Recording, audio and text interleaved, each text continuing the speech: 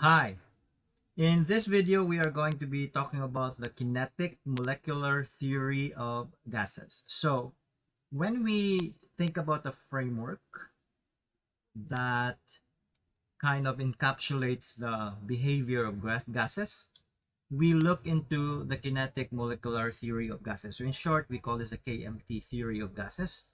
And the kinetic molecular theory of gases, it sounds fancy, right? But it really is very simple. Number one, it states that it's really can be its meaning can be derived from its name. Number one, it means it is stated that gases are molecular in nature. So when we say molecular in nature, that means they are made up of tiny particles, right? Obviously, in some gases, it would be in molecules, so such as in oxygen gas. So oxygen gas is a molecule, O2. Nitrogen gas is a molecule, N2. But there are also gases that are made up of individual atoms, like such as the monoatomic um, um, gases that are from the noble gases. So, for example, helium is monoatomic, and also argon is monoatomic. But what that means, ignore the word molecular, but what that means is it's made up of small particles. The molecular part of the name or theory means that it's made up of small particles. And then the next part is this part here, which is kinetic. And as you know from grade 9, kinetic means movement. So you see when you have kinetic energy, meaning it's energy from motion of things. So what does this mean? It simply means that gases are made up of small particles that are moving inside the container. They are made up of particles that are moving. And those movements affect the properties of the gases, such as pressure, such as volume, number of particles, and the temperature. Okay? So that in the simplest way of explaining, kinetic molecular theory simply means that all the gases are made up of small particles. They don't have to be in molecules because again there are gases that are in atoms, atomic form, monoatomic form. But for the most part, it's made up of small particles that are that are moving inside the container in random movements. So they are very kinetic in nature. They are moving in random ways. Okay?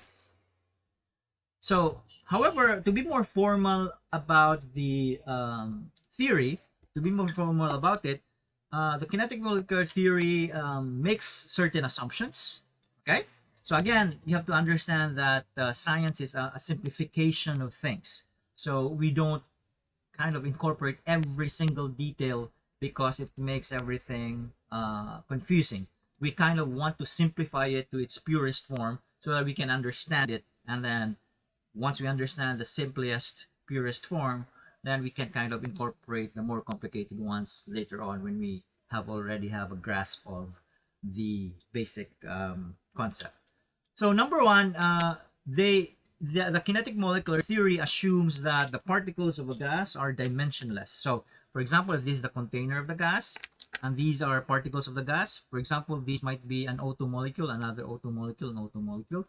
Uh, it assumes that the size of the particle is so much smaller compared to the spaces between the particles. So in other words, it simply means that all of the particles are kind of spread out, and they are so spread out such that the spaces in between them are kind of so much longer, so much farther compared to their dimensions. And in fact, the theory kind of neglects the dimensions of each molecule. So it's saying, okay, the dimensions of the gas particles are so small that we can kind of ignore it. We can kind of ignore it, right? So it's like that. So it's kind of like when you're measuring the distance of Cebu City and Bohol, you don't say this number of kilometers and then 1 cm. That 1 cm is so negligible compared to the scale of the distance between Bohol and Cebu that it really doesn't make any additional benefit if you include that. So it's like that. So it's kind of like, since the particles are so far from each other and the distances are so much farther than how small the gases are, each individual molecule or atom is, that means we can ignore their dimension. So we can just assume that you have dimensionless particles that are moving around. Okay.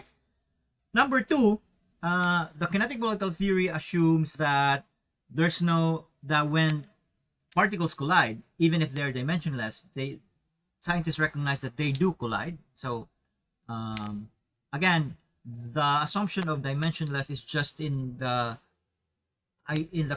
context of the size of the particle compared to the distance between the particles. But in terms of collisions, yes, they do collide. So when they collide, scientists assume that all the collision is purely elastic. So when we say elastic, that means the kinetic energy is conserved. So meaning, whatever the amount of kinetic energy they have at time one, as long as you don't do anything funny with it, the particles will retain their energy, because even if they collide to the walls and to themselves, the collisions are elastic anyway. So elastic meaning the energy that they contain is kind of not changed, right?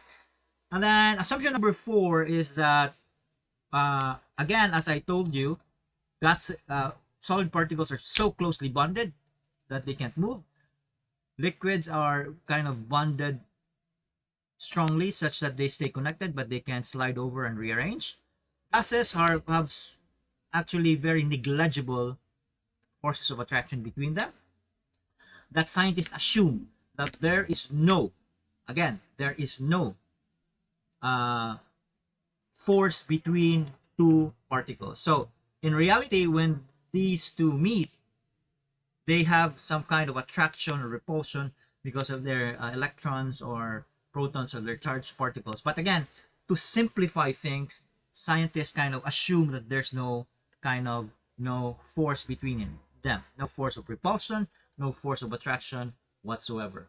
Okay, so again, it's a simplification of cases, because if we don't simplify things like that, then we have to account for all the collisions of each, for example, individual, and that would take time, right? So it's kind of like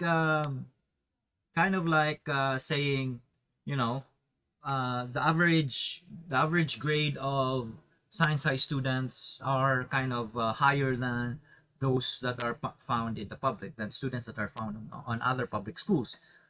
um yes, that is a general statement. So if you hear that statement, you kind of ignore those students in sci-high that have actually low grades. But is it valid to ignore those ones? Yes, if they are just 1, 2 students out of 169 students, then it's valid to kind of ignore them. So the scientists are kind of doing like that. And again, if we incorporate everything, every single detail like that, again, things become too complicated to understand, to even comprehend. And so again, science always finds a way to kind of simplify, and the way they simplify it is to again assume that there are no forces here. And then the last assumption, the fourth assumption, is that this idea that the temperature is related to their kinetic movement. Okay, so for example, if I have a solid, let's just take a solid particle, although we're talking about gases, but it applies to solid particles also. So let's have a solid particle like this. What it's saying is that if the particles, again, remember, solid particles can still vibrate in place. If that particle has a low temperature, then that means the particles that solid thing has a low temperature. That means its particles are kind of vibrating slowly. Okay, and if you increase its temperature, what it's doing is actually it's vibrating faster and faster.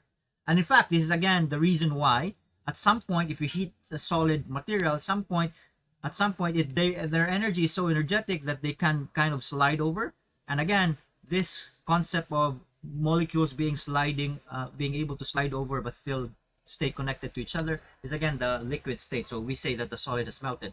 But the idea is, If you have a solid object at 30 degrees Celsius, for example, the particles might vibrate like this, but at 60 degrees Celsius, it will vibrate kind of faster than when it is at 30 degrees Celsius. So that's the idea, that kind of temperature is very much related to how fast the particles are vibrating or moving. So in the case of gases, if you have a gas at 30 degrees Celsius, they might be moving like this. But if you have a gas at 60 degrees Celsius, that means they are moving quite faster.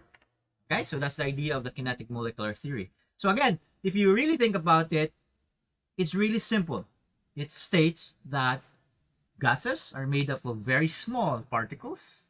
They could be molecules, they could be atomic in form, but small particles that are moving inside a container, and they are moving in random directions. And because they are moving in random directions, we can make four assumptions. First assumption, that their sizes are negligible compared to the spaces between them. Number two, that when they collide, we assume that the collisions are elastic and no energy is lost. Number three, that when two particles kind of slip past each other, they don't feel any attraction or repulsion aside from the collision. But if they kind of slide past each other like that and not really collide, there's no attraction or repulsion between them.